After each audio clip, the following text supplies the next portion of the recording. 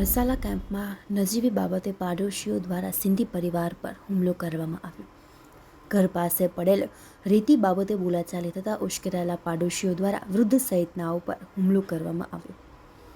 ભાવનગર શહેરના નવાપરા રસાલા કેમ્પમાં એક સિંધી પરિવારના ઘર પાસે રેતીનો ઢગલો પડ્યો હોય તે બાબતે ઝઘડો થતાં ઉશ્કેરાઈ જઈ પાડોશીએ હુમલો કરતા વૃદ્ધ સહિત એક મહિલાને ઈજા પહોંચી હતી. રસાલા કેમ્પમાં રહેતા વાધવા વિજયભાઈ હરેશભાઈના ઘર પાસે રેતી પડેલી હતી.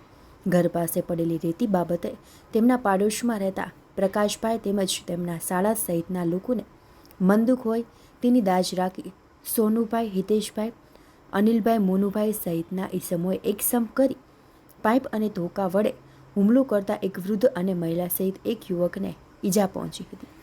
ઈજાગ્રસ્તોને સારવાર અર્થે શહેરની સરટી હોસ્પિટલ ખાતે ખસેડવામાં આવ્યા હતા. ઝૂલેલાલ મંદિર સિંધુનગર રહું છું.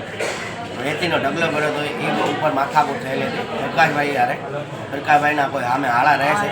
એ લોકો સોનુભાઈ રાજાઈ, અનિલભાઈ રાજાઈ, હિતેશભાઈ રાજાઈ, મોનુભાઈ રાજાઈ 2-3 જણા અજાણી શખ્સો આવીને મને, મારા દાદીમાને અને મારા ભાઈને અને મારા ઘરે બીજા લેડીઝને એ લોકોએ પાઇપને ધોકા વડે અને પાવડા વડે માર્યો છે અને મને અહીંયા બી માર્યું છે છાતીમાં.